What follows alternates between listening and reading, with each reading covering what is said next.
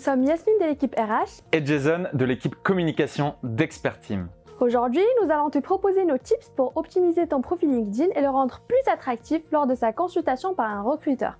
Pour plus de simplicité, nous aborderons cette vidéo dans l'ordre d'affichage des informations sur un profil. Commençons par ta photo de profil. Même si elle n'est pas obligatoire, elle constitue véritablement ta vitrine. En ce sens, il est important de bien la choisir pour rendre ton profil plus attractif et plus visible.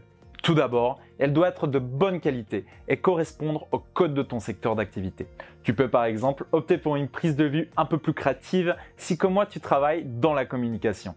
En revanche, si tu vises un poste dans l'IT, je te recommande d'opter pour un portrait plus classique, une photo nette et bien cadrée. Pour la réaliser, le mieux est de faire appel à un professionnel. Cependant, si tu préfères la faire toi-même, voici quelques conseils.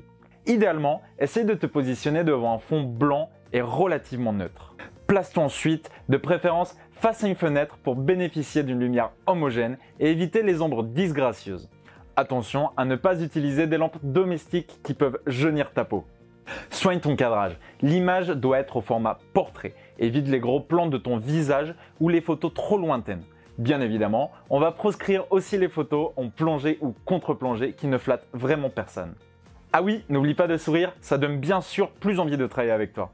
Et en parlant de photos, une nouvelle fonctionnalité a récemment fait son apparition sur LinkedIn.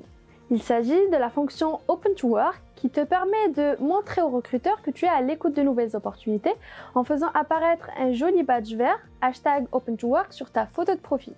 Pour le faire, c'est super simple. Sur ton profil, clique d'abord sur l'icône indiquer aux recruteurs que vous êtes à l'écoute de nouvelles opportunités. Après avoir activé la fonction, tu devras renseigner quelques informations. Les types de postes qui t'intéressent, le type d'emploi que tu recherches, plein temps, temps partiel, et ta disponibilité. Tu noteras l'ajout récent de la fonctionnalité ouvert au télétravail.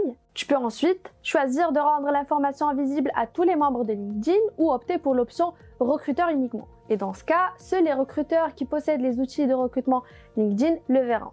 Passons ensuite à l'intitulé de ton poste, dont la rédaction est une étape très importante. Celui-ci doit correspondre au poste que tu occupes actuellement ou celui que tu souhaites occuper par la suite. Tu peux aussi décrire ce que tu pourrais apporter à un employeur en une phrase, mais dans ce cas, attention à bien choisir les mots-clés pour bien apparaître dans les requêtes des recruteurs.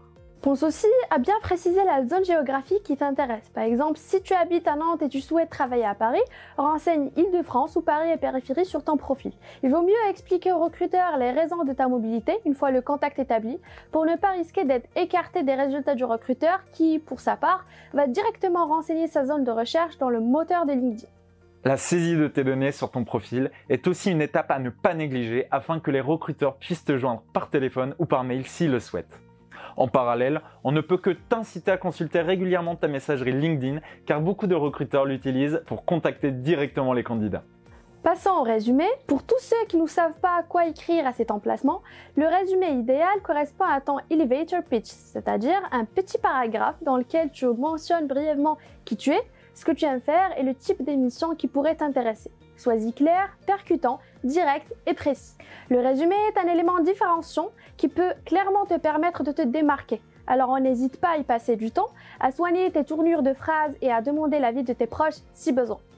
Il te reste ensuite à bien détailler ton parcours professionnel comme sur un CV classique. Veille à bien y indiquer la date et le nom de l'entreprise pour chacune de tes expériences. Ton parcours académique ainsi que tes différentes formations et certifications sont également importants.